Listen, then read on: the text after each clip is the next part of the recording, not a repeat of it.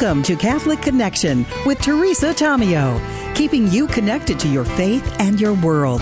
Teresa tackles the issues of faith and culture, the pro-life message, and media awareness. And now, here's Teresa Tomeo. And it is a Wednesday morning. It is August 6th. It's great to be with you, and we are in the new month of August, and excited about the program today. Of course, we'll have your weather and your news coming up, but because we are in what is known as Ferragosto in Italy, the month of August is a big holiday month. I thought we would talk about that in our Shrines and Wonders Wednesday today, because the way the Italians live their life, and our guest, by the way, for the first hour of the show, with whom we sat down last week, Sister Dede Byrne, she talks about this in terms of the way the Italians live their lives, and we're going to discuss that. It's a different approach in Italy. They don't live to work, they work to live. So life is important to them. Family is important to them. And I know that in parts of Italy, especially in the north, the faith has gone by the wayside.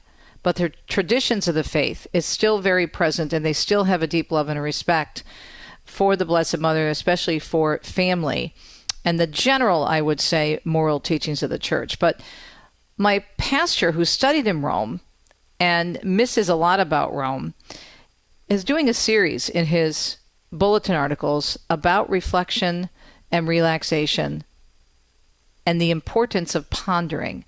And he talks about how the Italians really have that nailed down, and how he misses that when he came back to the United States, and how different it was for him after being a student there for so many years.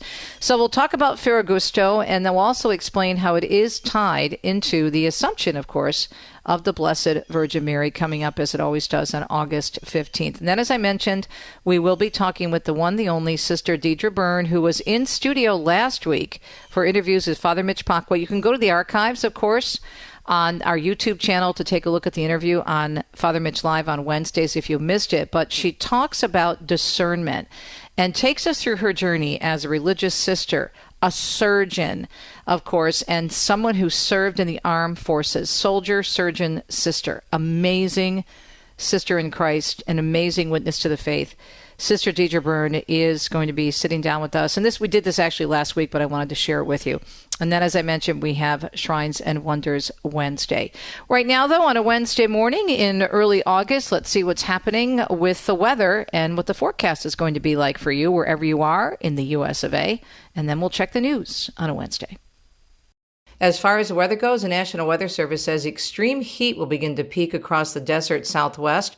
We'll see multiple days of hot, dry, and windy conditions expected to bring fire weather concerns for portions of the Four Corners region into the central Great Basin and the Rockies as well. And then heavy rainfall and a flash flooding threat is continuing in the southeast, with poor air quality persisting from the upper Midwest into the Northeast due to the wildfire smoke from Canada. Right now, on a Wednesday morning at just a few minutes past the hour on August 6th, let's check the news for you. Catholic News Agency telling us that the Pope is extolling the work of the Knights of Columbus in a pre-recorded message for the Catholic Fraternal Organization's 143rd Supreme Convention being held in Washington, D.C. this week. In the video, he said, "I commend your efforts to bring together the men in your communities for prayer, formation, and fraternity, as well as the many charitable efforts of your local councils throughout the world, which brings hope and healing to many and continues to have the noble legacy of your founder." The Holy Father specifically commending the Knights of Columbus for their generous service to the vulnerable populations, including the unborn, pregnant mothers, children, those who are less fortunate, and those affected by the scourge of war. He tied the message to the convention's theme of Heralds of Hope, which was chosen to reflect the 2025 Jubilee year promulgated by Pope Francis.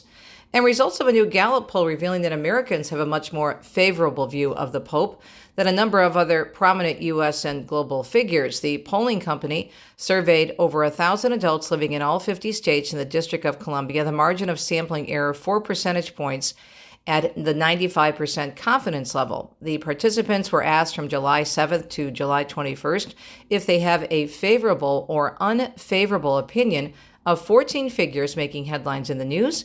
The results of the survey found Americans have the most positive image of the Pope among the newsmakers, with the majority, 57%, reporting they have a favorable perception of him. In other news this morning, Texas Governor Greg Abbott is asking the state Supreme Court to remove Democratic state lawmaker, a particular one, from office. He filed a lawsuit yesterday targeting State Rep Gene Wu, calling him the ringleader of the Democrats who left the state.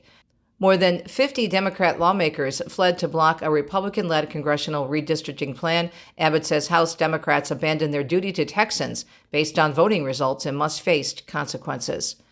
Mark Mayfield tells us U.S. Special Envoy Steve Witkoff has arrived in Moscow for talks with Russian leader Vladimir Putin. Russian news agency Interfax says Witkoff is meeting with Putin at the Kremlin, where the two are expected to discuss the war in Ukraine.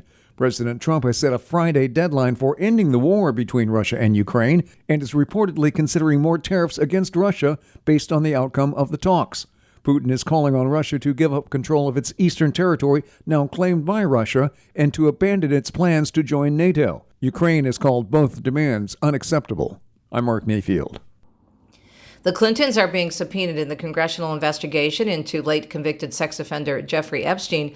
The House Oversight Committee issuing subpoenas to 6 former attorneys general, 2 former FBI directors, the former Secretary of State Hillary Clinton, and the former President Bill Clinton. The subpoena calling for the Department of Justice to provide Congress any Epstein files in its possession with victims' names redacted, as well as communications related to the case between the former Biden administration officials and the department.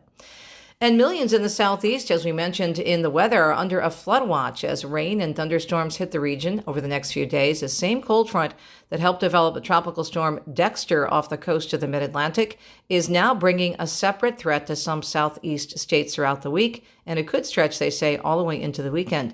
Cities that could be hit with flooding include Atlanta and Tallahassee. Dexter is moving away from the U.S., but the separate system is expected to cause heavy rain for days. And Sarah Lee Kessler tells us a Hudson Valley, New York daycare business is now being ordered to close its doors due to overcrowding and what they report as deplorable conditions. Rockland County code inspectors got a complaint, investigated the Spring Valley facility on Tuesday, and said they had no choice but to order the daycare shuttered. There's no bedroom, not even bathrooms, like half bathrooms. They were in disrepair, not in working order. There was no smoke detectors. They ushered 100 kids and women to leave immediately, posting violation notices on the doors of several private homes that were apparently operating in tandem. The managers in charge stated that the dwelling was being used as therapy, not as a daycare. I'm Sarah Lee Kessler.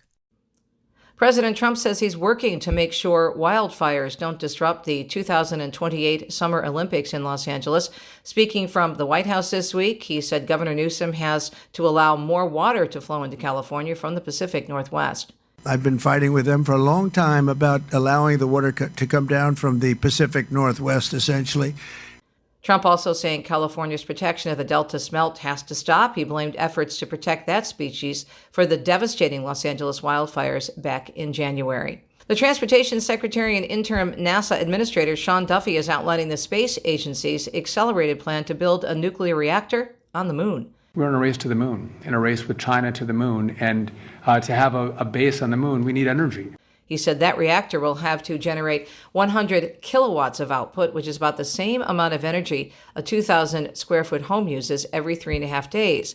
According to Duffy, the agency has spent millions on studies, but will now plan to move beyond studying and will be given direction to go forward. The fast track plan is part of the administration's attention to human spaceflight, and it appears to be Duffy's first major directive since being elected to lead NASA on an interim basis. Brian Chook tells us AI, artificial intelligence models, will allow federal agencies now to buy and use AI products. The General Services Administration announced that ChatGPT, Gemini, and Claude were added to the agency's multiple award schedule for purchase. President Trump has been calling for the acceleration of AI adoption in the federal government. The agency pointed to President Trump's AI action plan for the new additions to its purchasing system, and it also follows the addition of xAI's Grok to the GSA schedule. I'm Brian Shook. And the Boeing machinist strike is in day 3 with neither side ready to talk or resume negotiations. Union Rep Earl Schuessler says workers walked off the job this week after rejecting a contract offer. They don't have pension anymore. They don't have retiree health care anymore. So if the company wants to keep these folks here, they're going to pay them competitive wages, right? and benefits along the way. There are no talks currently set between Boeing and International Association of Machinists and Aerospace Workers, representing about 3,200 workers at 3 facilities in the St. Louis area. Boeing says its facilities are still open, but it won't be building products at the normal rates. And more homeowners, as Chris Carraggio tells us, are starting to pull their properties off the market as would-be buyers push back on higher home costs. According to Realtor.com, the rate of delisted homes increased by 47% nationwide in May when compared to last year. Experts say the delisting surge is partly due to the overall expansion in active inventory. Home inventory hit a new post-pandemic high, and sellers aren't in as much of a rush to accept lower than their desired amount. I'm Chris Carraggio. The Archdiocese of Miami is being granted permission to hold Mass inside Alligator Alcatraz. Community activist Chris Wills is applauding that decision. It's a welcome step in the right direction. However, we've heard that to this day, they still do not have regular access to legal services. Archbishop Thomas Wensky says Catholic chaplains and pastoral ministers can offer 2 liturgical masses to detainees and provide pastoral care. And August 6, marking the anniversary of what historians have called the start of the end of World War II. It was exactly 80 years ago when the U.S. dropped an atomic bomb on Hiroshima, Japan. By the end of 1945, more than a third of Hiroshima's estimated 350,000 citizens had died as a result of the bombing. In the years following, thousands more succumbed to illnesses and injuries because of that bombing. And finally, in our news segment on a Wednesday morning, Tammy Trujillo tells us the Cleveland Clinic offering tips on getting your children back on an early sleep schedule for school, with the school year starting very soon for many in the U.S. Sleep specialist Dr. Brian Chen advises parents to start gradually getting children to bed earlier because that will be a lot easier than a flip to earlier bedtime at the last minute right before that first day of school. In the summer, we tend to go to bed later. The sun is setting later. Our body's natural circadian rhythm, our clock in our brain, is set for later. And so we might be going to bed a lot later than we normally would be for school. He says having a good bedtime routine also helps and advises against phones, other screens, and bright lights right before bed. He says blackout curtains should be considered to block out sunlight. I'm Tammy Trujillo. It is a Wednesday morning. Thanks for tuning in to Catholic Connection in EWTN production, and we'll be right back on a Wednesday.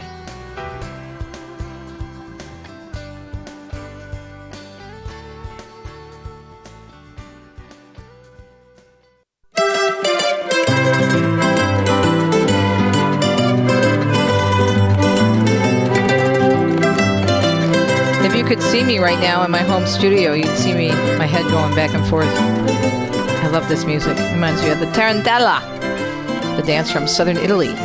Anyhow, I digress.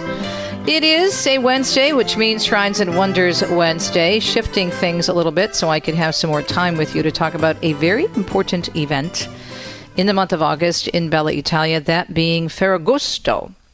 Now, before I get to that, it ties in with an article that my wonderful pastor, Monsignor Michael Bulgarian in the Archdiocese of Detroit, he's also been my spiritual director for many years, has written regarding the consequences of living a busy, hurried life. Now, this is part 2 that came out last week, and he's been teaching and preaching on this for a short while. I mean, he kind of does this every year, especially in the summertime, to get people to slow down, to be still and know that I am God. And what I loved about this article is that he is reflecting on this idea of reflection and pondering and slowing down while thinking about the time he spent in Italy. He was in Italy for many years as a student, and he lived at the North American College, which is a beautiful place in Rome for seminarians, and of course studied. I'm trying to remember which university at which he studied, but suffice it to say he's a very well-educated Catholic teacher, preacher, also a canon lawyer, and also served as a secretary for one of our wonderful archbishops, who's now retired, of course, Adam Cardinal Maida. And so he spent a lot of time going back and forth to Italy with the good cardinal, and also, of course, living in Rome for several years while he was studying. So let me just share his thoughts on this, based on his experience in Rome and what he took from that. The consequences of living a busy, hurried life, part 2. Many people already commented positively about this new series, exploring the spiritual and personal consequences of living a busy, hurried life. I was recalling with someone on the way into church that sometimes I wish we lived like what we saw on Little House on the Prairie or The Waltons. Life was different back then, and it was much slower. I had the opportunity to experience, he says, a different pace of life when I lived in Rome. That afternoon siesta or a stroll through the local park became a much appreciated staple of each day. That 2-hour nap, which technically is called riposo in the middle of the day, quite incredible, Monsignor says. It was as if the city slowed down to a snail's pace from 2 to 4 p.m. every day. And you didn't mind taking a nap in the middle of the afternoon because so many others were doing the same thing. The same was true with vacation time. And here he's discussing what we're talking about this morning, the month of August, Ferragosto. During the month of August, it was pretty much expected that most people would flee to the coastal towns to escape the heat and simply enjoy what the Italians call Ferragosto. You wouldn't think twice about taking off 2, 3, even 4 weeks because everyone else was doing it. He goes on to say, our culture is so different. We don't take siestas or naps, riposos or naps, because not many people do. And it's seen as taking away from our productivity. Many avoid taking longer vacations because others don't do it. And once again, it would distract our work. Monsignor goes on to say, my Italian friends used to have a saying that I believe is so true. They would say, you Americans have it all wrong. You live to work. We instead work to live.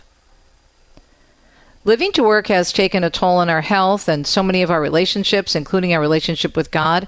In Psalm 46:11, the psalmist writes, be still and know that I am God. Being still is sometimes or something that doesn't compete with many of us or compute with many of us. We don't know how to be still. And believe me, I fall into that same trap.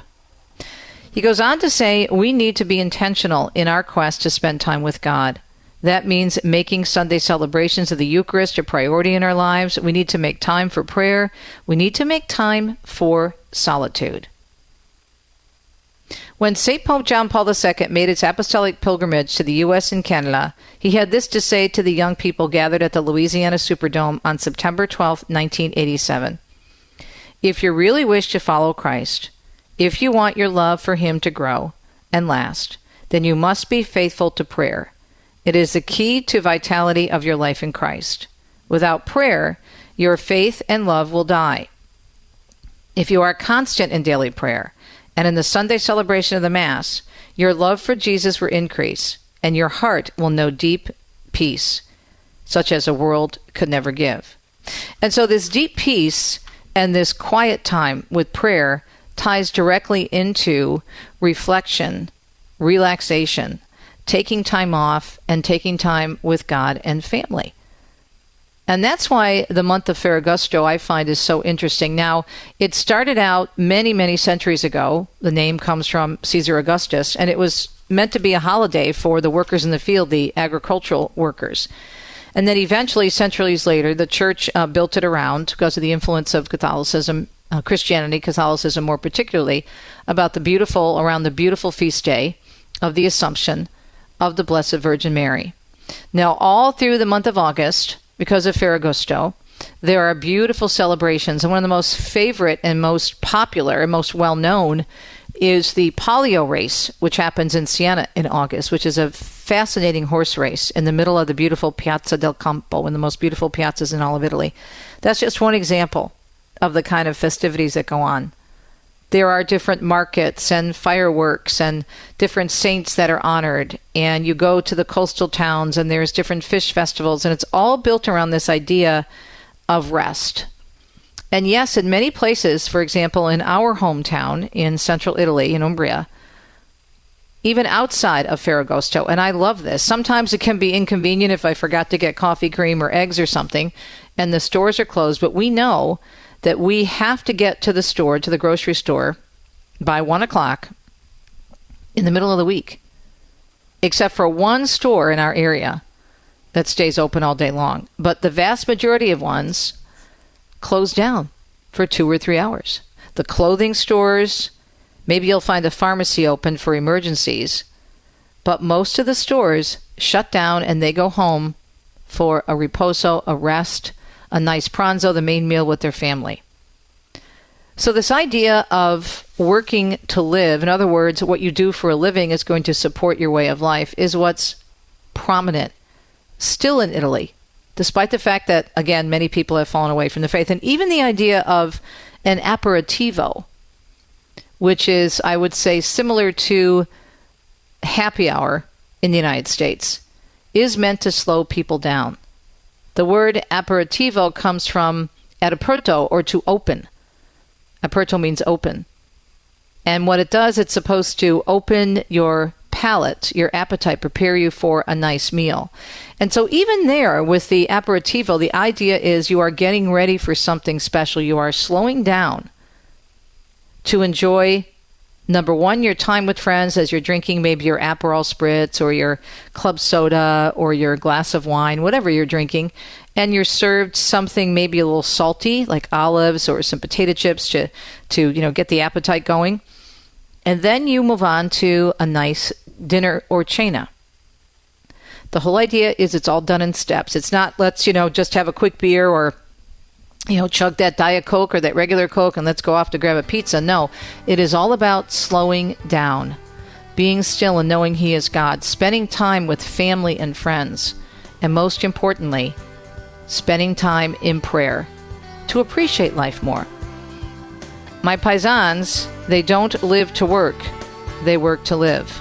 And we would be wise to do the same. We'll be right back.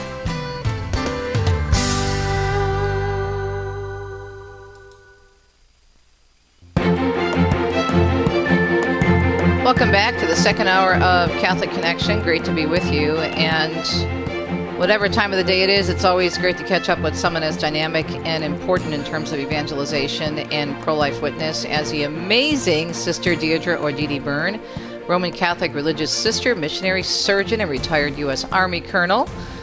And as her bio says, despite her personal humility, which is very obvious, she's extremely humble. Sister has been a fearless advocate for the unborn, the chronically ill and disabled, and she has worked tirelessly to defend conscience protections for medical doctors. Now, I could go on, but if I give her a complete bio, it'll take time away from the interview. So, Sister, I can't tell you how excited I am to have you on the program this morning. Thank you so much for being here. Thanks, Teresa, for having me. How are you? I'm hanging in there. Yeah? What you working on? I hear you were in Orvieto. I wish I could be there. Oh, I love Orvieto. It's so beautiful. Yeah, it's one of my favorite places on the planet. So what are you up to? Tell us a little bit what you're doing. Well, I'm a religious sister in Washington, D.C., the Little Workers of the Sacred Hearts of Jesus and Mary. Mm-hmm. Our community, which is about 130 years old or so, is predominantly teaching, but our house in Washington is considered the medical house.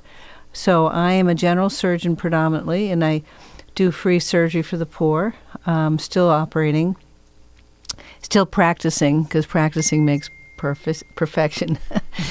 We also do the abortion pill reversal, which is, always a roller coaster ministry. But in the last 3 weeks, we've had 3 moms who have asked for reversal. And thanks be to God, each mother, the babies are doing beautifully. We just saw one yesterday because we were testing out a new ultrasound machine that we'd like. We're going to have to fundraise. It's a little bit expensive, but you can do 3D images on first trimester babies, which really opens the doorway for the mother to fall in love with her baby. We also do, we run a pro bono physical therapy and diabetic eye clinic all in our little house in D.C., and we support 2 beautiful ladies who do full-time sidewalk counseling at the horrific third trimester abortionist, Dr. San Angelo. So they go almost every day to pray there. So that's what we do in our DC. Plus, in between, we're adoring Jesus and the Blessed Sacrament. We have, we're a traditional community, so we have Mass every morning. We have adoration with morning prayer in the morning, and in the evening we have adoration. And then in the midday, we sometimes we're walking up to the Franciscan monastery because my 102-year-old mother lives with us, and so we try to wheel her up there. 102? Yes. Wow. Bless her heart. That's amazing. Yes. Well, do you think you might live past 100? We sure hope so. Me? Oh, I'm ready to go tomorrow, today. No, don't say that. We need you. Well, listen, you're going to be on with Father Mitch tonight, and you're going to be talking about discernment. And this is such an important topic. What will you be focusing on this evening with Father Mitch? Well, this is I didn't exactly know what we were talking about, so so this is good. This is always a good topic anyhow, because discernment brings us back to what's most important in our life, and that's the most blessed sacrament. And, our founder, Blessed Greco, said, "It was before the most blessed sacrament that I found the love of Jesus and the power of that love." And Mary is always our guide as well. And if people actually could recognize that treasure of the Blessed Sacrament and how much our Lord can work through us to help Him bring souls to Him, there would be standing room only in the chapel. But we have to try to work on bringing that secret out. So that will help young people to discern in what direction the Lord is calling them.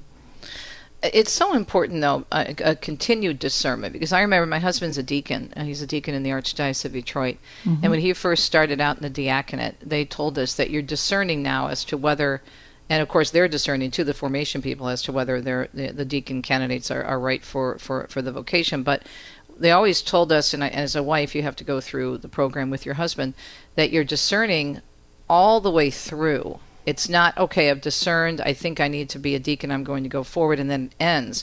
And they say even after your ordination, you discern every single day. And I think that's true. That should be true for all of us, because I know I get up in the morning and my spiritual director told me to use my show, in addition to my prayers and readings and whatnot, to use my show as a form of prayer. And one of the prayers I say every day, sister, is, Lord, if I am still in your will, let this show continue. This is what you still want me to do. Otherwise, just, give me a sign that you want me to move elsewhere. Mm-hmm. But it's a constant discernment in our lives, isn't it? Yes. It's a moment to moment. We're like little children. I remember where we always have to depend on our Lord. But I remember one time I think in Dallas. I was one of those trains that take you from a part of the airport to the other, and it was crowded. And a little guy, about 3 years old.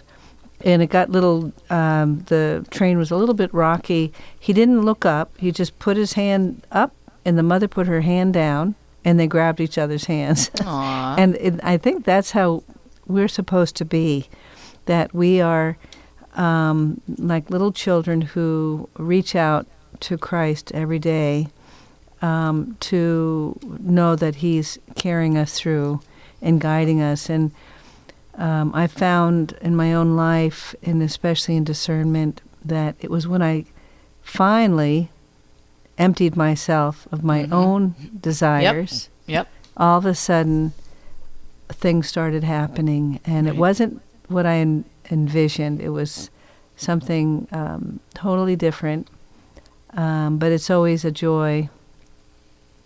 That's the thing, though. You have to give it over to God. My mother, my family's originally from New Jersey. My mother had this really great, strong Jersey accent. And I was asked in an interview yesterday what the best thing my parents gave me or taught me. I said, obviously, first the Catholic faith, but my parents, and my mother especially, would say, offer it up to God and put it at the foot of the cross. But, you start there, right? Yeah, absolutely. I was, when you mentioned the word cross, it reminds me of, I always tell people that I was given a message. I am the sinner. I was given a message from a saint. When Mother Teresa was in town in 97, and I was in a wealthy Catholic in the D.C. area, had given her Learjet to fly Mother everywhere around the U.S., and so a bunch of us were up there kind of hanging out and fooling around before she arrived. And then when she finally arrived, I had a few minutes, precious moments, to sit with her. And I said to Mother... Hold that thought. We have to take a break. I don't want people to go away. So this is a nice tease. We're going to hear what Mother Teresa said to our guest, Sister Dede Byrne. When we come back, she's in studio with us this morning. What a gift. We'll be right back.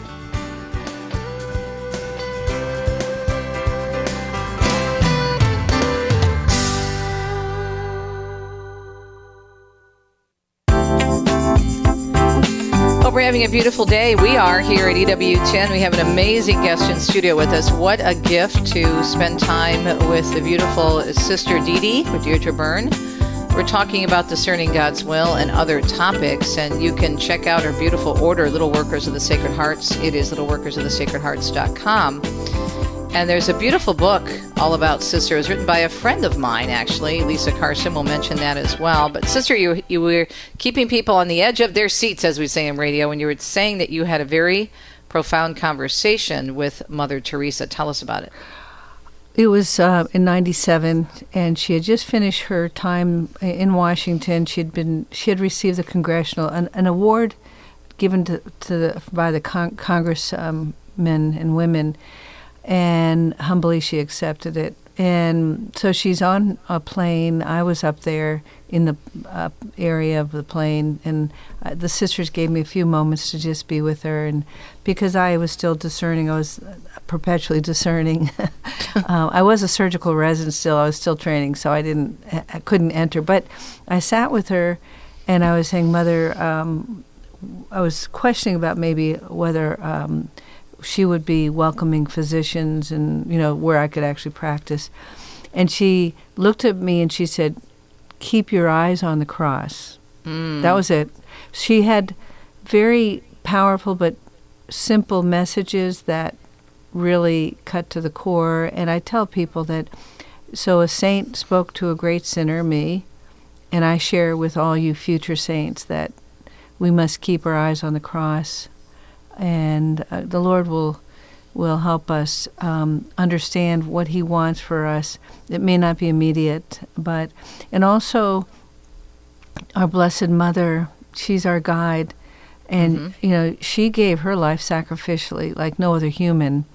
Her fiat really changed the world. It was before the Blessed Sacrament, with an open heart and sincere heart, that I personally asked, Lord, to whom shall I go? And so if we can just give a fiat, our yes to Jesus, to change, it will change the world.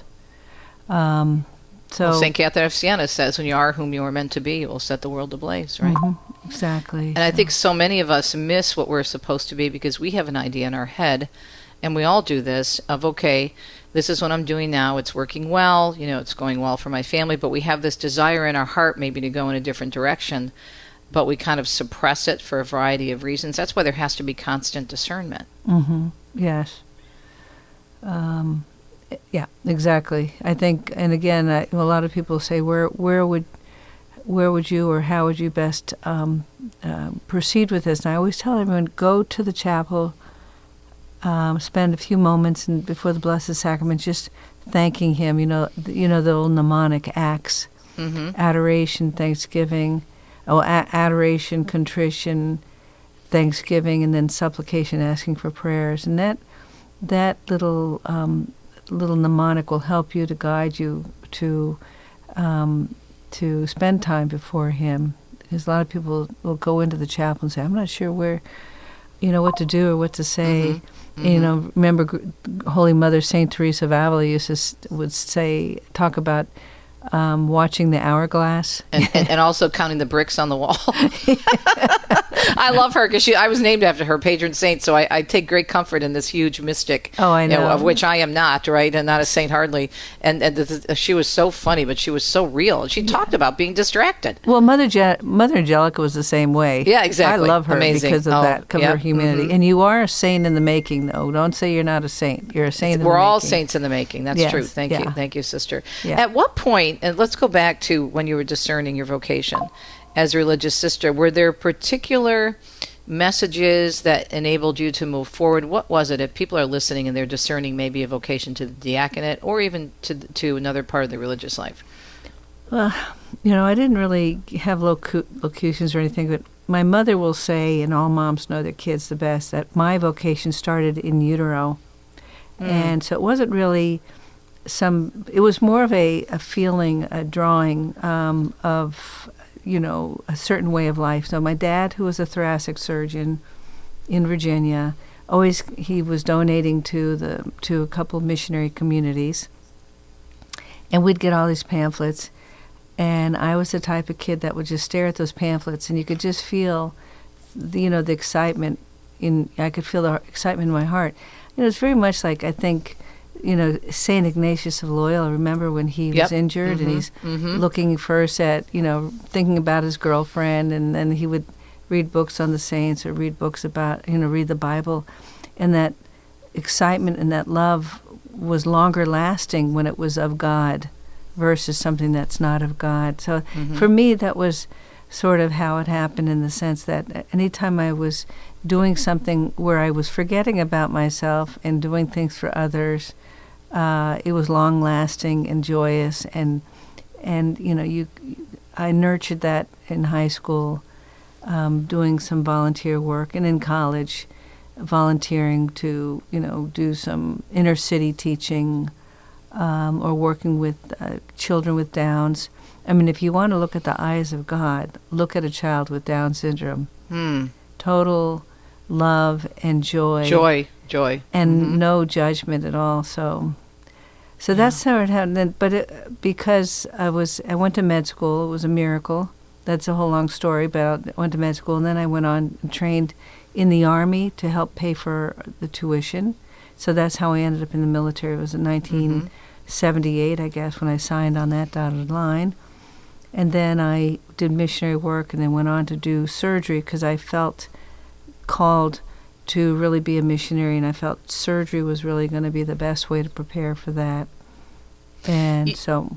You are fearless, though, in terms of your voice, especially for the voiceless. And of course, the talk you gave many years ago at the Republican convention regarding life and the unborn, just phenomenal, and gave so many of us so much courage.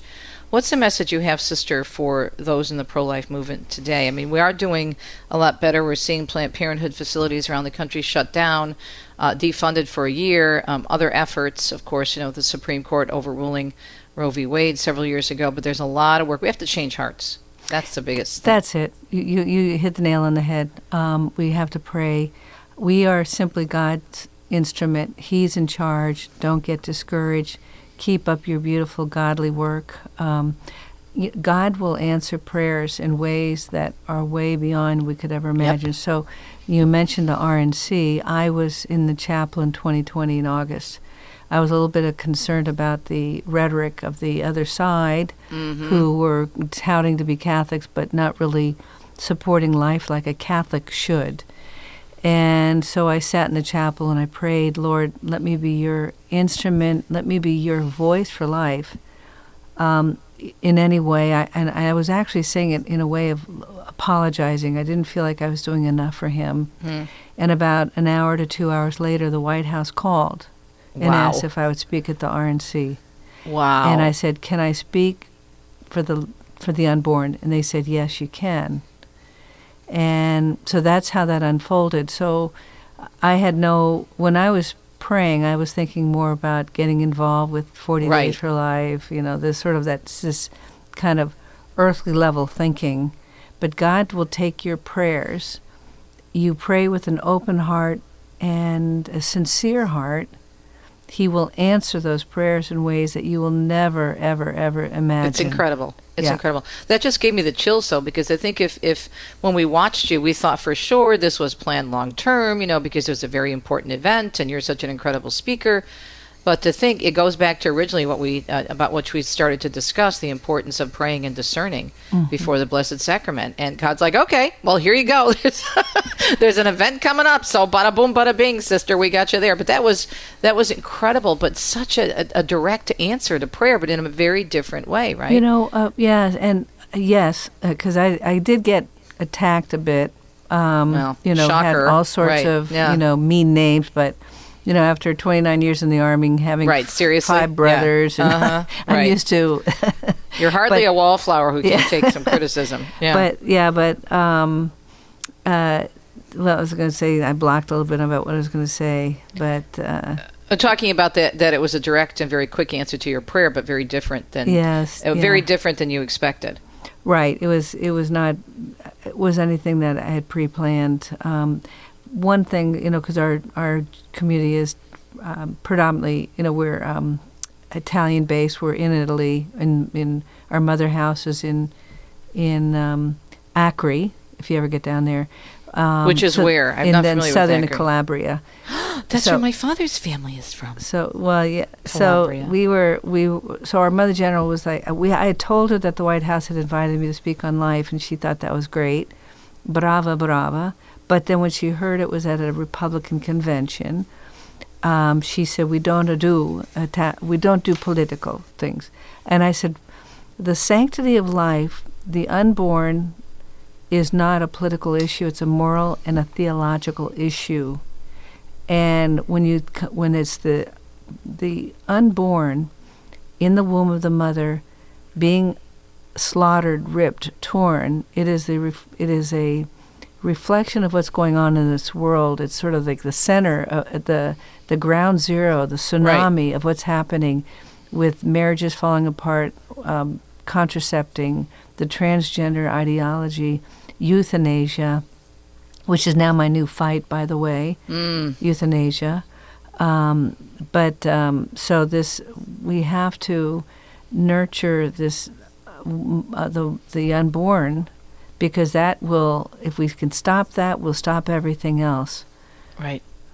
But everything is political, and the Catechism calls for us to be voters, so that's political, and we're supposed to be involved in the public square. That's all political. Every single thing we do, we get out of bed and we go outside, and there's laws that are affecting every single one of us, so it's all political in one sense. But as a religious sister, and that was like the big target, and people were threatening to take our nonprofit status away and all blah, blah, blah.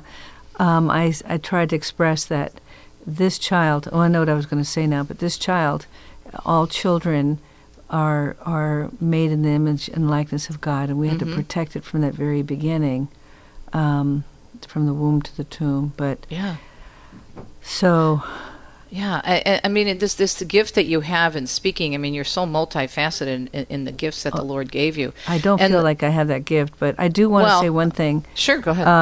As a physician, I always prayed that I would have the opportunity to say that life begins at the moment of conception. I always ask God, please give me the chance, wherever I am.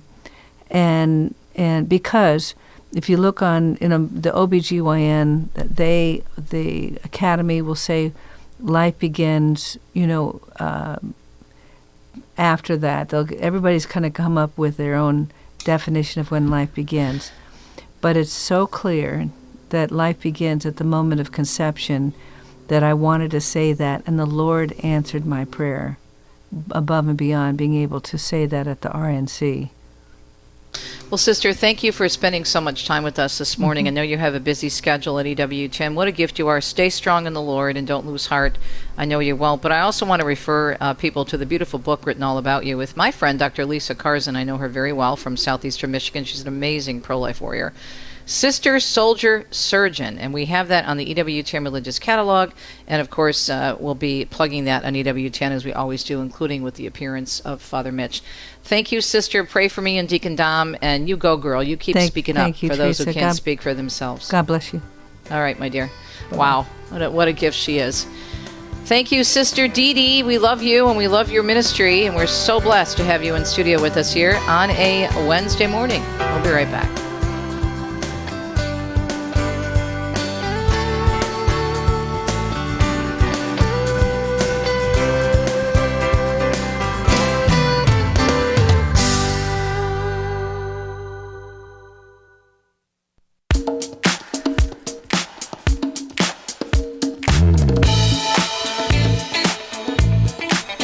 Hope you enjoyed our interview with Sister Dede Byrne. What an amazing gift to us in the one holy Catholic and Apostolic faith. And if you'd like to learn more about her life, I would definitely pick up a copy of a beautiful book written, as I mentioned, by a friend of mine in the pro-life movement here in Michigan, Sister, Soldier, Surgeon. Of course, it's available at the EWTN Religious Catalog. You can also find it on Amazon. And what a beautiful book and testimony it is to this amazing woman of the Lord who is just unstoppable. And I loved what she said about when you submit your will totally to God, you have no idea what's going to happen. And that's a very good thing. And she's saying that in a good way because he surprises us. Don't put God in a box. I have this beautiful icon of St. Teresa of Avila, my patron, on the wall in my home studio here in southeastern Michigan, and it says, "God withholds himself from no one who perseveres." And she's a great inspiration for all of us to persevere. Of course, tomorrow is a Thursday morning, and that means the one, the only, Father Mitch Pacwa, of course, who sat down with Sister last week on Father Mitch Wednesday's live program. He's going to be with us for our Cultural Connections on a Tuesday. And I always wait till the last minute to see what we're going to discuss with Father Mitch, because there's so much breaking news nowadays. And since we see everything through the lens of Scripture and the teachings of the Church, there's always a story, whether it be the morning of our Thursday broadcast or the night before. And so who knows? The good Lord knows. The Holy Spirit will tell us about which we'll be discussing. But I hope you can tune in. We'll talk to you then. Have a great day on Domani.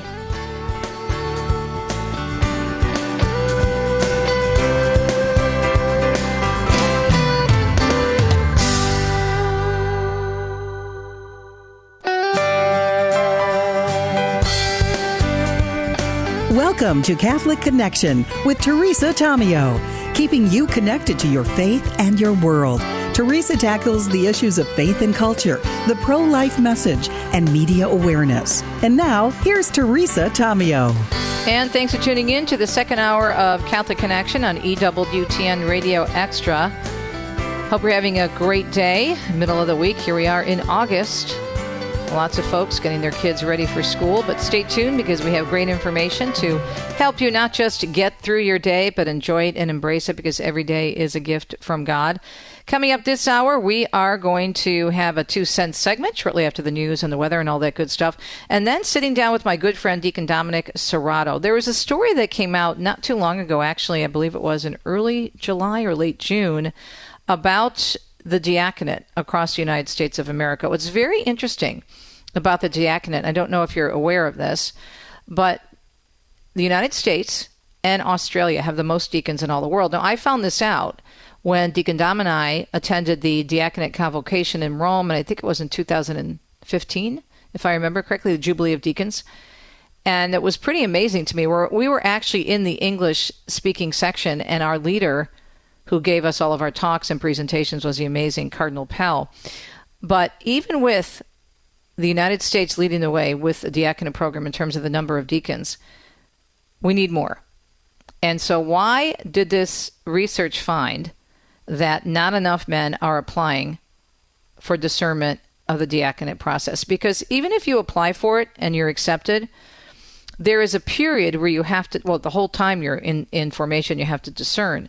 But just because you enroll in it doesn't mean that you are forced to stay in. No, there's a whole process. But Deacon Dominic really dives into this in terms of what's needed, what's happened, and what we can do to encourage couples, because the wife is very involved in this and the deacon cannot go forward, the diaconate candidate cannot go forward without the wife's approval, what we can do to foster more diaconate vocation. So that is our discussion for this morning on the second hour of Catholic Connection. We hope you can stay tuned for the entire program.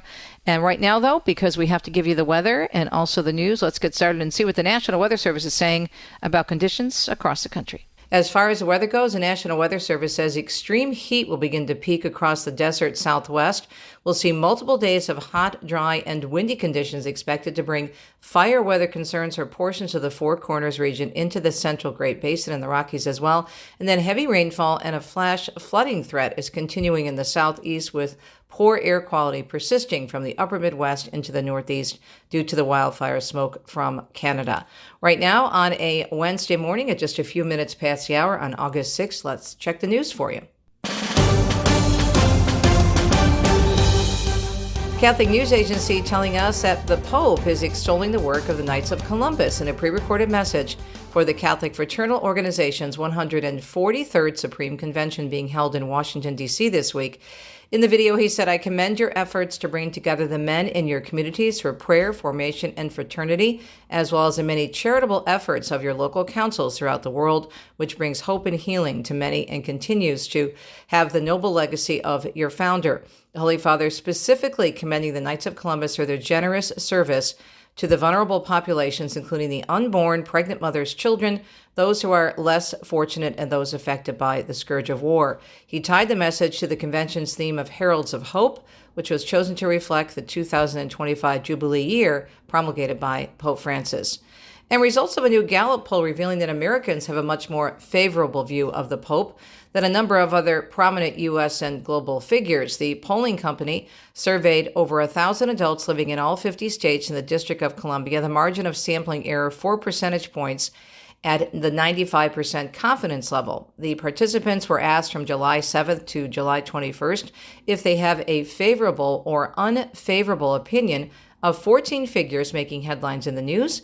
The results of the survey found Americans have the most positive image of the Pope among the newsmakers, with the majority, 57%, reporting they have a favorable perception of him.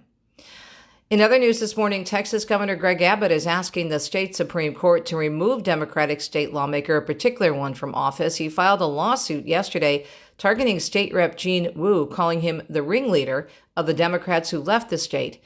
More than 50 Democrat lawmakers fled to block a Republican-led congressional redistricting plan. Abbott says House Democrats abandoned their duty to Texans based on voting results and must face consequences. Mark Mayfield tells us U.S. Special Envoy Steve Witkoff has arrived in Moscow for talks with Russian leader Vladimir Putin. Russian news agency Interfax says Witkoff is meeting with Putin at the Kremlin, where the two are expected to discuss the war in Ukraine. President Trump has set a Friday deadline for ending the war between Russia and Ukraine and is reportedly considering more tariffs against Russia based on the outcome of the talks. Putin is calling on Russia to give up control of its eastern territory, now claimed by Russia, and to abandon its plans to join NATO. Ukraine has called both demands unacceptable. I'm Mark Mayfield.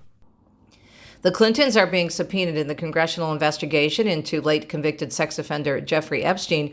The House Oversight Committee issuing subpoenas to 6 former attorneys general, 2 former FBI directors, the former Secretary of State Hillary Clinton, and the former President Bill Clinton.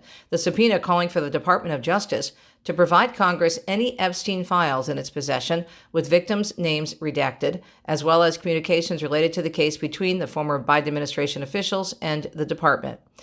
And millions in the southeast, as we mentioned in the weather, are under a flood watch as rain and thunderstorms hit the region over the next few days. The same cold front that helped develop the tropical storm Dexter off the coast of the mid-Atlantic is now bringing a separate threat to some southeast states throughout the week, and it could stretch, they say, all the way into the weekend. Cities that could be hit with flooding include Atlanta and Tallahassee. Dexter is moving away from the U.S., but the separate system is expected to cause heavy rain for days.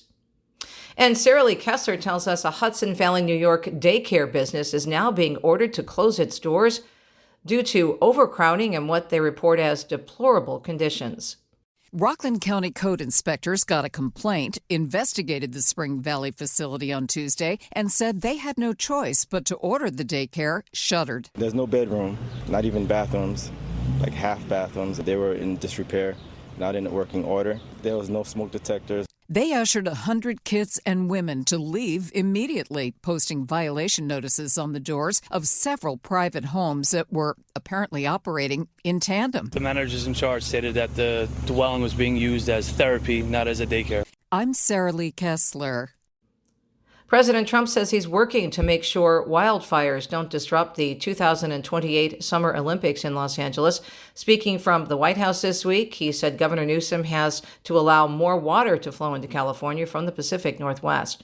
I've been fighting with them for a long time about allowing the water to come down from the Pacific Northwest, essentially. Trump also saying California's protection of the Delta smelt has to stop. He blamed efforts to protect that species for the devastating Los Angeles wildfires back in January. The Transportation Secretary and interim NASA Administrator Sean Duffy is outlining the space agency's accelerated plan to build a nuclear reactor on the moon. We're in a race to the moon, in a race with China to the moon, and to have a base on the moon, we need energy. He said that reactor will have to generate 100 kilowatts of output, which is about the same amount of energy a 2,000 square foot home uses every 3.5 days. According to Duffy, the agency has spent millions on studies, but will now plan to move beyond studying and will be given direction to go forward. The Fast Track Plan is part of the administration's attention to human spaceflight, and it appears to be Duffy's first major directive since being elected to lead NASA on an interim basis. Brian Shook tells us AI, artificial intelligence models, will allow federal agencies now to buy and use AI products. The General Services Administration announced that ChatGPT, Gemini, and Claude were added to the agency's multiple award schedule for purchase. President Trump has been calling for the acceleration of AI adoption in the federal government. The agency pointed to President Trump's AI action plan for the new additions to its purchasing system, and it also follows the addition of xAI's Grok to the GSA schedule. I'm Brian Shook. And the Boeing machinist strike is in day 3 with neither side ready to talk or resume negotiations. Union Rep Earl Schuessler says workers walked off the job this week after rejecting a contract offer. They don't have pension anymore. They don't have retiree health care anymore. So if the company wants to keep these folks here, they're going to pay them competitive wages, right? And benefits along the way. There are no talks currently set between Boeing and International Association of Machinists and Aerospace Workers, representing about 3,200 workers at 3 facilities in the St. Louis area.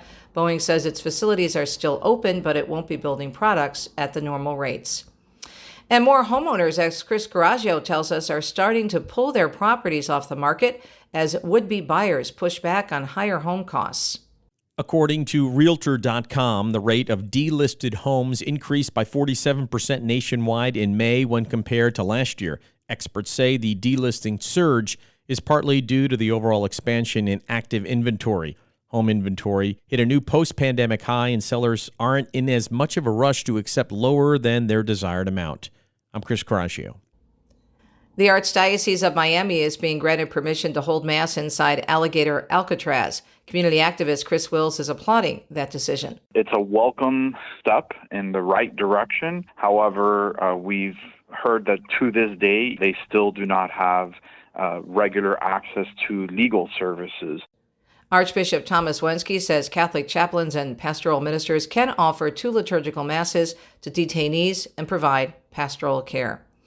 And August 6, marking the anniversary of what historians have called the start of the end of World War II. It was exactly 80 years ago when the U.S. dropped an atomic bomb on Hiroshima, Japan.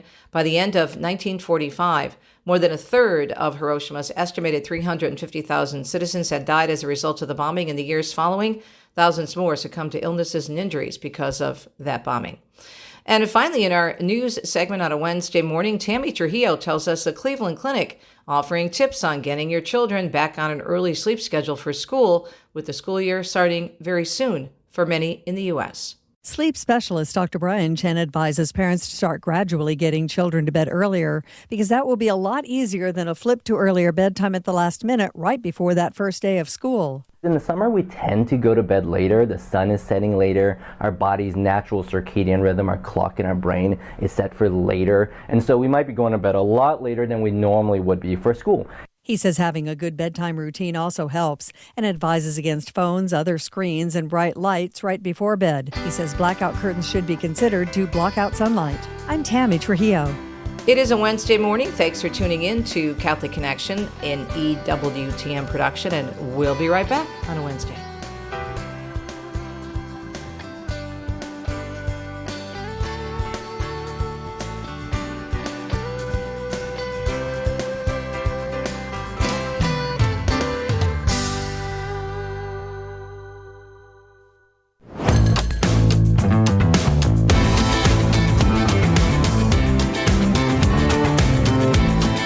Welcome back, Catholic Connection. It's 10:16 Eastern Time, wherever you are. 9:16 Central, and of course, 7:16 on the West Coast. We're glad you're tuned in. Maybe you're even listening out of the country. If you're over in Italy, it is 4:16, as a matter of fact. If you want to know the time difference, it's about 6 hours difference. Sorry, I'm still kind of going back and forth between the time zones. We just got back here in the United States on Saturday, so it takes a little bit of adjusting. Anyway, I was really moved by the homily our associate pastor, Father Bob, gave at our parish in the Archdiocese of Detroit yesterday.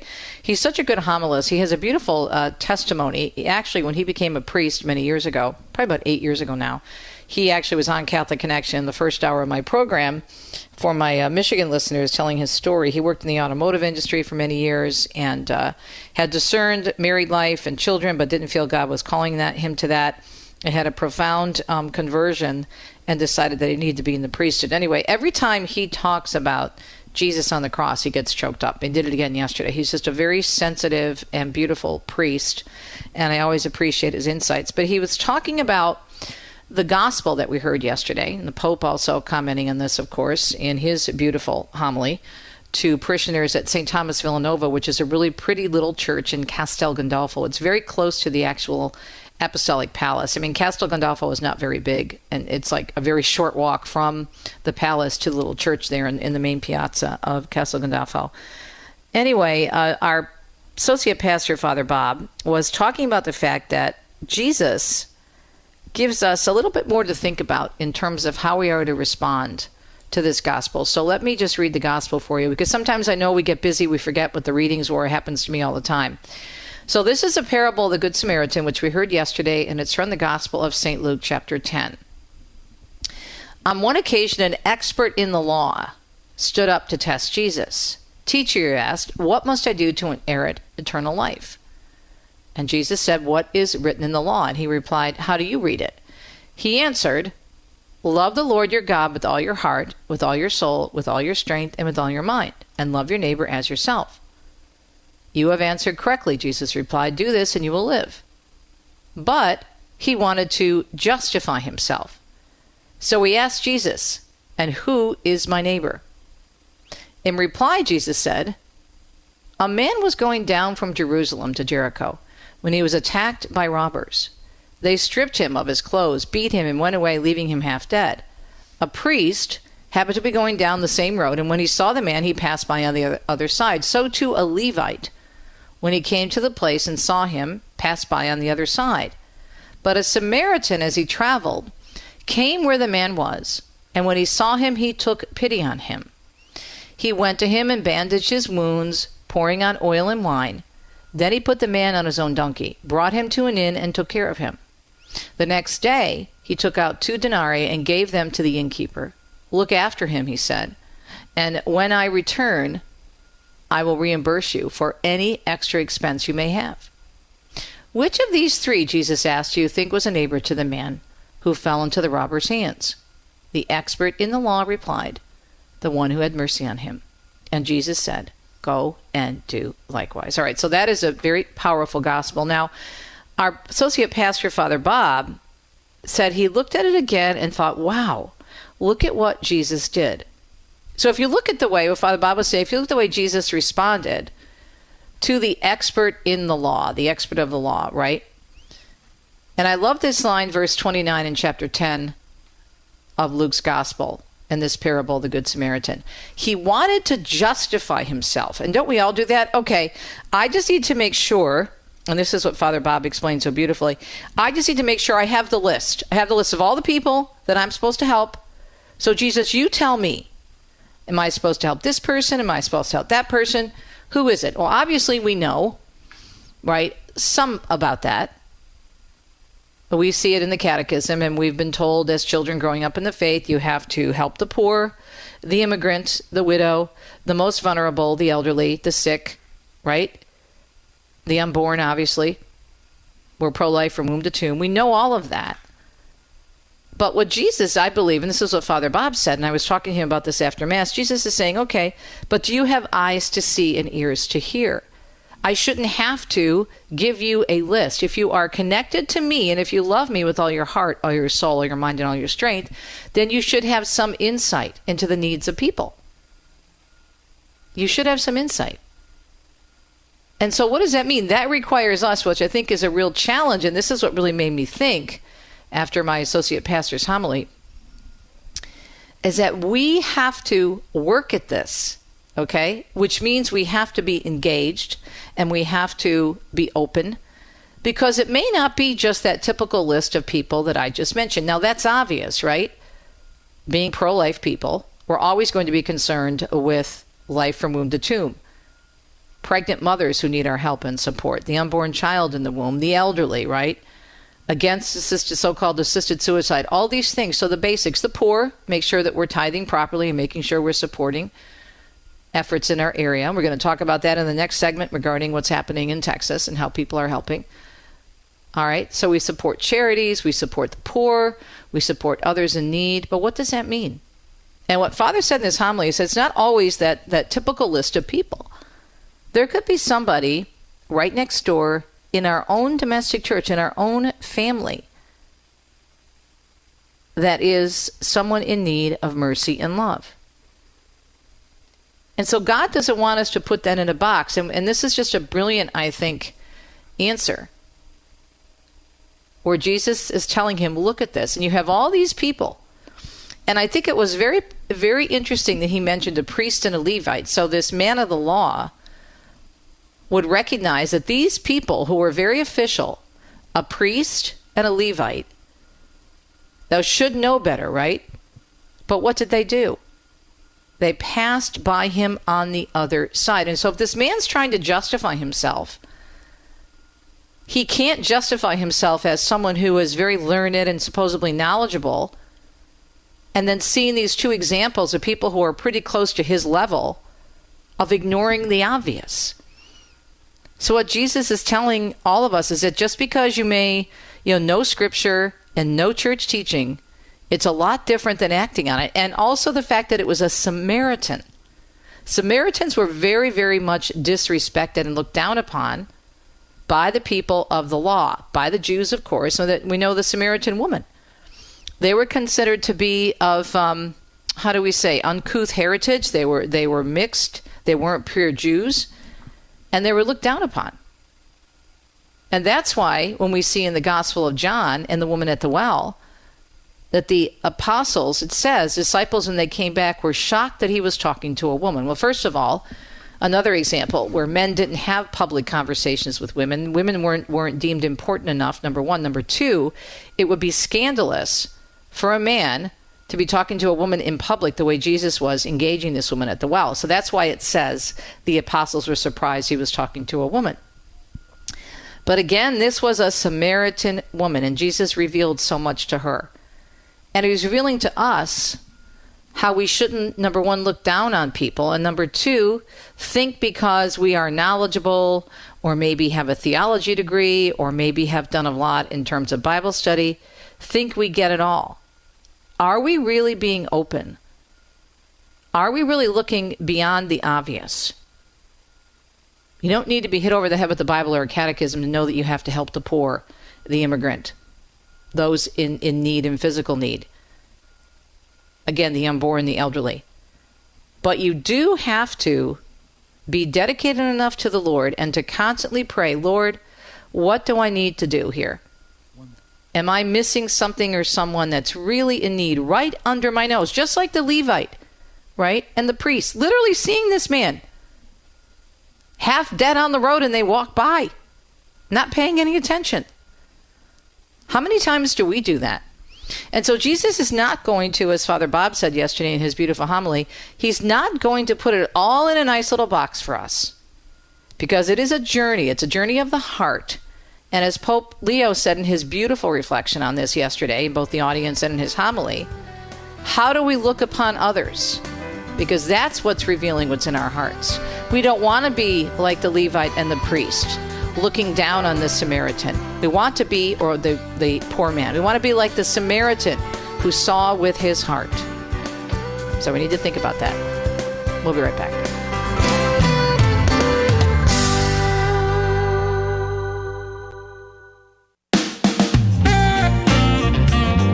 Welcome back. Great to be with you on Catholic Connection and EWTN production. And always great to catch up with my friend Deacon Dominic Cerrato, who's a PhD, a wonderful longtime deacon, an author, a speaker, and of course also editor of the beautiful The Deacon magazine, for which I write a Deacon's Wife column. He has a new book out, As I Have Loved You, Clerical Unity in the Heart of the Church. But first, Deacon Dominic, I do want to discuss, and this was really disappointing to me because you and I know, and Judy and I know as deacons' wives, and Dominic knows how beautiful the diaconate ministry is. But an annual report from the Center for Applied Research in the Apostolate, and by the way, Catholic News Agency has an article on this that was posted last month, the middle of June, the number of ordinations of permanent deacons in the U.S. has decreased by nearly 200 from 2023 to 2024, according to a recent survey.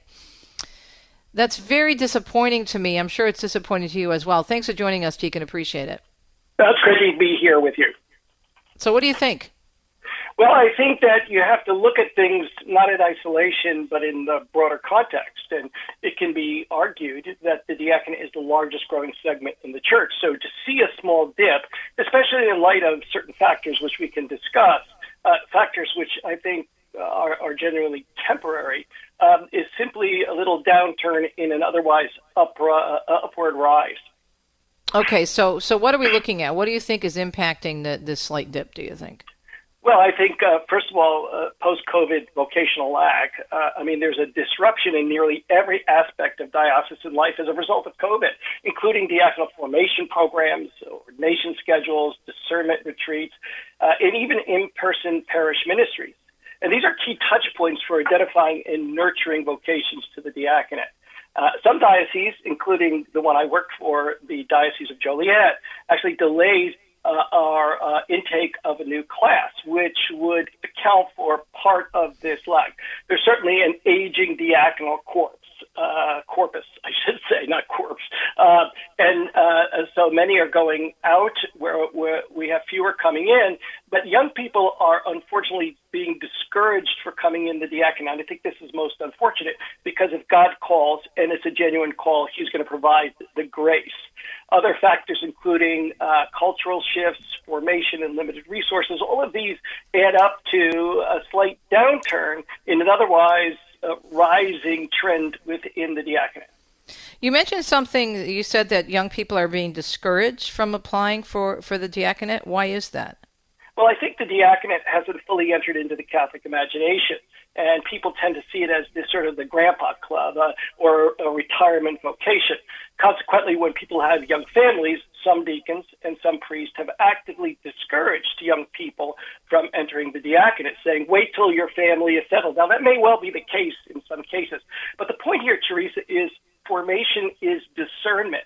They're discerning, this is to say the men in formation and their families are discerning the diaconate, but also the diocese is discerning them. And it may well be the case that they're not called early, but it may be the case. And I think the wholesale say that you should wait is most unfortunate, and it fails to take into consideration the grace of God, which can be received if the call is genuine. That's a great point, because it seems as if, and of course, Deacon Dominic and I weren't blessed with any children of our own, but we knew many couples who were discouraged in our area from going into the diaconate because they had very young children. And it seems almost like an accepted, or everybody thinks that's the rule. Right. And I was ordained at the youngest canonical age at 35. We had 5 children at that time. We have blessed with 7 children at this point. But and so I had young children, even in infants, even after I was ordained. Again, my call, I believe, was genuine. Certainly the diocese thought that way. And most important, my wife thought that as well. And so God gave us the grace to be able to do this. And I think that has to be discerned on a case-by-case basis. So a wholesale elimination of young people, I think, is most unfortunate, and it fails, again, to take into account God's grace. Isn't it a concern, though, even with a slight dip, because given the number of priests, or lack thereof, we need deacons. I mean, deacons are needed, and I think they're going to be relied upon even further in the future of the church, in the near future, don't you? I do, and I think there's 2 elements to that. The first of which, as you bring up, is the pragmatic element. Our priests are getting fewer and they're getting older, and therefore deacons can, within the scope of their ministries, do some of the things that priests can do, and therefore relieve some of that pastoral shortfall. That's certainly, in fact, as a director, I would get calls regularly from priests who say, I need a deacon, and I'm like, let me check my closet. Let me see if I have any. You got to send them to me, and there's a pipeline, right, of the deacons. But there's something else going on here, and we've got to ask ourselves, I think, a very important question, and that is, when the diaconate was restored, there was no priestly vocational crisis. The seminaries were full. Parishes were full. So why was it restored? Was it restored for pragmatic reasons? I think not. Why? Well, the diaconate is the preeminent witness of Christ the servant to the world. I mean, that's what the diaconate really is. Everything he does flows from that witness to Christ the servant, which should be active in every baptized person. So I believe that it's a movement of the Holy Spirit to renew and rediscover Christ the servant across every vocation, both lay and clerical vocations.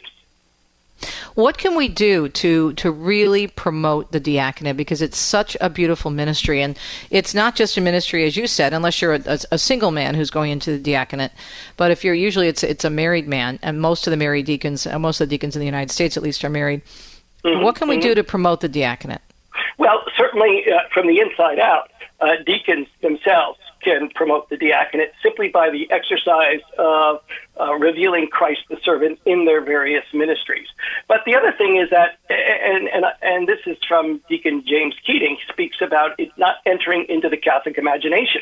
The catechesis is not there. Even in seminary, the transitional deacons are given very little, if any, formation on the diaconate. They receive formation in terms of the liturgical aspects of it, but not really in the sort of the ontological, the deeper reality, because the church argues that a man must first be, on the deepest level of his being, a deacon before he becomes a priest. So seminary formation, that means it enters into the imagination of the priesthood, it enters into the imagination of the episcopacy. Catechesis, it moves to the laity, and those things together. Also, it would help if Catholic publications, particularly periodicals and so forth, popular publications, could write more on the diaconate. And you find very little written on the diaconate. We see this lack of imagination when you hear the universal prayer at Mass. Let's pray for our Pope, our bishops, our priests, our religious, our lay, on and on and on. And the deacon is almost always left out of that equation. Well, our church includes it. My pastor is very pro diaconate, and he's always reminding people about this beautiful ministry of the diaconate. Having a great conversation with our friend Deacon Dominic Cerrato, author, PhD, speaker, and deacon, of course, editor of the Deacon magazine. When we come back, we'll wrap up our discussion on the way we can help promote the diaconate, given the numbers are slightly down, and we need to keep them moving up. We're going to take a look also at his new book, As I Have Loved You, Clerical Unity in the Heart of Christ. It's published by our friends at Our Sunday Visitor. Deacon Dominic, how long have you been a deacon now? How many years? 30 years. Wow, 30 years. Yeah, Deacon Dom my Deacon Dom will celebrate 13 years in October, and it's gone by so fast. It's a beautiful ministry. We'll be right back. More on the diaconate. Stay tuned. You're listening to Catholic Connection on EWTN Radio Extra.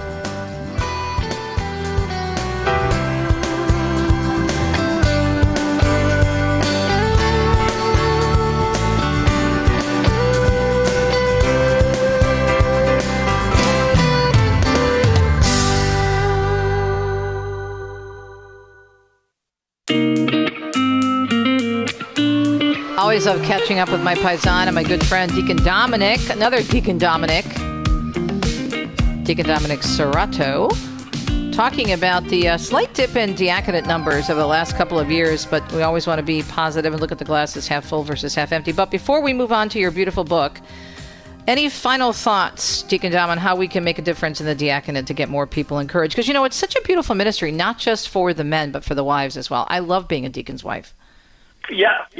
I mean, I think we're doing things, for example, right now on your show, so people are getting to understand, and of course the next segment will get into that a little bit more. So I think things like publications, things like the radio and television, EWTN, those kinds of things are awful helpful, or tremendously helpful, I should say, in promoting the diaconate. But the point I made earlier is very important, and part of what my ministry is about is helping deacons become more fully who they are.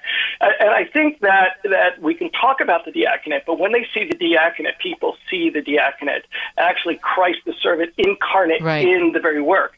That I think is the most important way to help the diaconate enter into the Catholic imagination. And I think to encourage people, if they're curious, to make sure they call their diocese or their archdiocese. So, for example, in southeastern Michigan, the Archdiocese of Detroit, we have a meeting where they just bring men who are just thinking about it, and they invite their wives just to kind of hear the process. What does it mean to apply for the diaconate, the discernment process, the program, the classes, the formation, just to give you a sense of what's involved. So if someone is out there listening, and there usually is, that maybe somebody has it on their heart that they might want to discern the diaconate, I would go ahead and make sure you call your diocese and get into one of those meetings, right? That's right. That's right. You can also go online to take a look at what they've got going on there. It would be the diaconal page. Contact the director of the diaconate. Right. But I was seeing a rise simply anecdotally, because we currently have about 20 men that will be ordained in August. We have 2 cohorts currently going on, and we haven't even begun advertising, and we have for that next cohort 13 men who've made application. So we're seeing a bump after the slight downturn. I don't know if this is anecdotal or statistical. And what diocese is that again, Deacon? That's the Diocese of Joliet, just south of Chicago. Okay, that's what I thought. Okay. Let's move on to your beautiful book, As I Have Loved You, Clerical Unity in the Heart of Christ. Why did you decide to write this, Deacon Dominic? Well, I think one of the things that I've seen, and it's a result of, I think, secular forces pushing in on the church, is that we tend to become much more functional than relational. Right? We're not human doings, we're human beings. And the relationship between priests, deacons, and even clergy in general, as in our society, tends to be functional. Think of it as 2 gears coming together, 2 cogs in a machine. When we come together, let's say at liturgy, well, we're connected. But then when we leave, we sort of live separate lives and far away. And just as in marriage, the importance of marriage and the unity of marriage to the well-being of the children, so too with the priests and the deacons coming together. And so there needs to be more work in that area. And the other thing is that it strikes me very clear that Christ wants this unity because it's a unity grounded in Him, Teresa. What do I mean by that? Jesus says in both Mark and Matthew's Gospel, I have come not to be served, but to serve. That's diakonia. That's diakonos. He is the diakonos. He is the deacon, the par excellence. And then he says, and give my life as ransom for the many. That's sacerdos. That's priesthood. The diaconate and the priesthood come together in the one Christ, such as to split them up or to not have unity is to somehow to split up the Christus totus, the whole Christ. And so the book attempts to find both theological and practical means to bring priests and deacons together so that they themselves could be mutually nourished and the faithful benefit from that. How are you seeing a disconnect then? I mean, obviously you wrote the book because you see this is obviously necessary to strong former bonds and working together in relationships. But what are some of the issues that you've seen? Well, I mentioned functionality. Now, the deacon is called to be a servant. And if he only functions with the priest, only connects at certain times, he doesn't get to know the priest. Well, you can't really serve someone you don't really know. The more you know, like in marriage, you know Dominic, so you know what he would want in his absence. And when priests and deacons don't have that, they don't understand each other in their absence. And I think that is a critical thing. And so I see it there, and I see it in other aspects of church life, pastorally, liturgically, and a number of other different areas where we simply disconnect. And this is really symptomatic of a deeper disconnect in that priests used to live in community. They used to relate to one another. Now they live in separate areas, in separate rectories. And so the relationship of priest to priest also needs to be strengthened, as well as priest and deacon. So what are some of your ideas? Share with us. Now, I don't want to give it all away because we want people to buy the book, As I Have Loved You. But how do we overcome this? Well, it's interesting because in the book, which is only 5 chapters, it's not a big book. But in the book, in each chapter, I lay the theological foundation, and I lay then the pastoral application, or how priests and deacons come together. And in the heart of the book, I talk about priests rediscovering their own diaconate because they were ordained deacons. But that notion of a transitional deacon is, while descriptive, very misleading because it hides more than it reveals. because they don't transition out of the diaconate. Quite the opposite. They have this diaconate, which is, of course, ontological, and of course, it's like an indelible mark. It stays with them. And then they're ordained priests. Well, the priesthood doesn't swallow up the diaconate. Rather, they both cohabitate or coexist in the one priest. In order for a priest to truly appreciate the diaconate, he has to fully appreciate and appropriate his own diaconate. And when he does so, the relationship between priests and deacons are strengthened, as with the bishop. Now, the next chapter, most interestingly, it speaks about the priesthood of the diaconate. Diaconate, what? right. Mm-hmm. Yeah, what is that all about? You say, well, the Catechism says that there are two participations in the one priesthood of Christ. There's the hierarchical or ministerial priesthood, Father so-and-so, and of course, the lay people, and that would be the common or royal priesthood. But I suspect there's a third participation because deacons are neither priests nor their laity, and that is the sort of the diaconate priesthood. What is that? Well, a priest is one who offers sacrifice in the atonement of sins. When the deacon gives himself in service, he is sacrificing himself because the quality of love is expressed in the depths of the sacrifice. And diaconia is not something I do, but someone I give my very self. So as priests discover the diaconate within them, and as deacons discover a priesthood within them, that lays a foundation, a theological foundation grounded in Christ, who is a deacon and priest. And as a result, then we can move to practical ways. And the book then goes into how priests and deacons can meet, the reflection questions they might have, and how they can continue on past the book.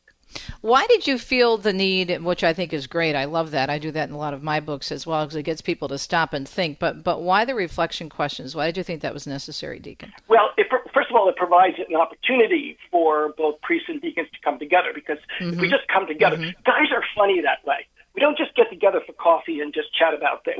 No, there's got to be a football game on or a common hobby or something. It's just the nature of the way we're wired. Right. And if we don't have something to speak about, we just stare at each other and then we go our separate ways. So it was important for us, I think, to have something.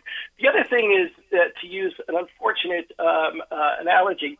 It's not force feed and regurgitation. It's eating, it's consuming and digesting. Reflection questions allow you to take the objective stuff you're talking about and say, well, how does that apply to me? And how can that help me live my vocation out in a more profound way?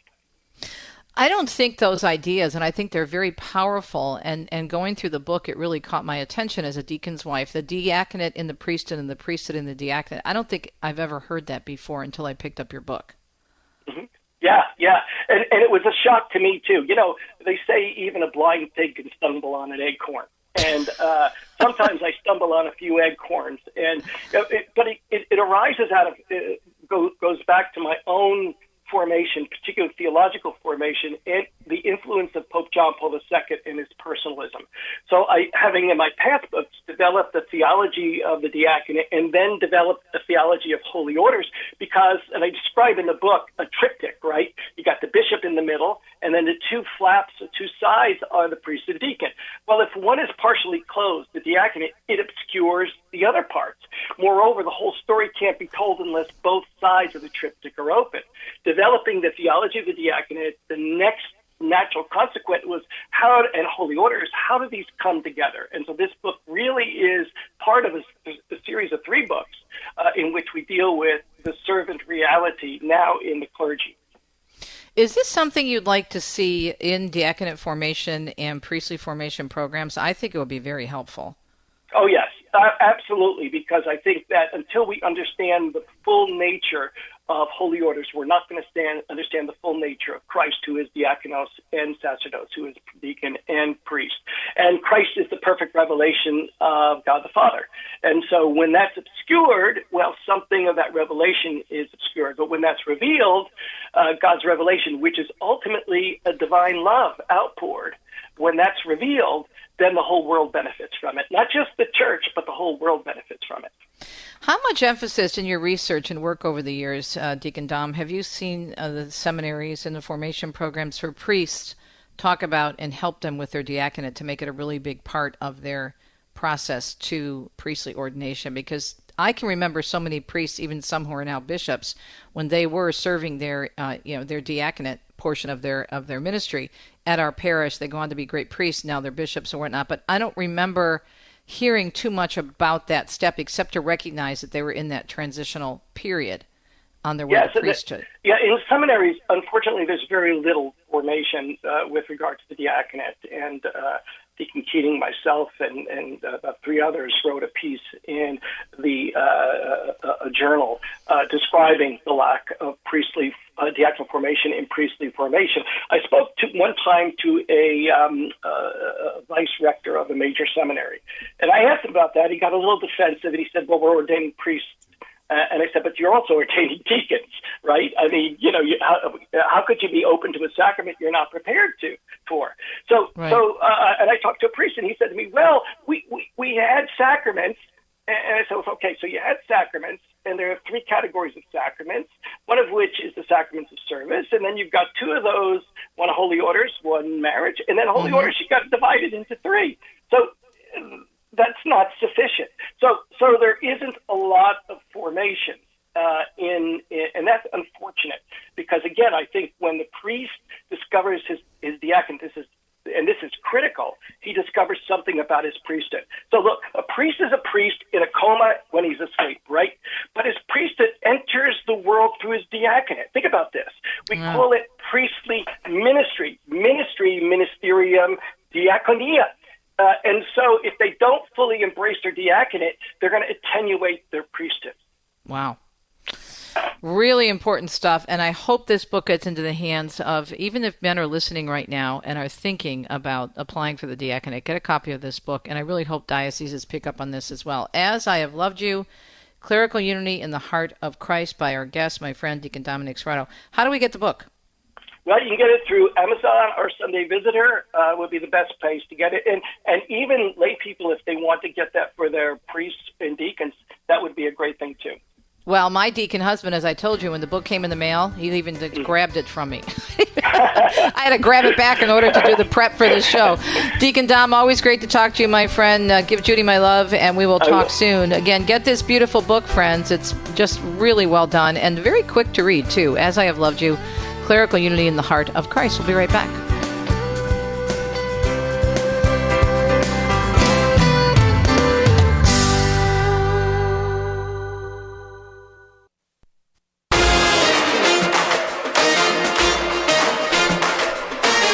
Thanks so much for tuning in to the second hour of Catholic Connection on a Wednesday. We appreciate you here at EWTN's Radio Extra and all of our radio channels, TV channels, our great outlets, our news outlets. Speaking of outlets, I'd love for you to check out the Deacon magazine, thedeacon.com. And, of course, we know that Deacon Dominic Cerrato, who's a good friend of ours here at EWTN, is the editor of that fine magazine. And you can check out my column for wives. I write a column 2 or 3 times a year for the magazine, and I love doing it because I think it's important to get the wives' perspective. Deacon Dom will be marking, God willing, 13 years, as I mentioned, as a deacon in October, and it's such a beautiful ministry. And the Deacon magazine really introduces you to a lot about what's going on in the life of deacon couples and different efforts to recruit more to the diaconate. But it's just a beautifully written and published magazine. And, of course, Deacon Harold Berg-Sivers, our very own, also has an article in that magazine on a regular basis. Excited about tomorrow's show? Well, I'm excited about every show, but tomorrow, you don't want to miss it. We are going to be sitting down with, in addition to the amazing Father Mitch Pacwa for our Cultural Connections, first up in the 9 a.m. Eastern Hour, we're also going to be sitting down with the producer of a brand new, beautiful animated Christian film. And I can't wait to take my grandnieces to see this. It's called Light of the World. And the producer, Brennan McPherson, is going to be joining us. I love these types of films because I think they are tools not only for our children, our grandchildren, our grandnieces in my case, but also for all of us. We get a little bit and maybe a lot re-educated in the faith. Have a great Wednesday. God willing, talk to you tomorrow on a Thursday. A domani.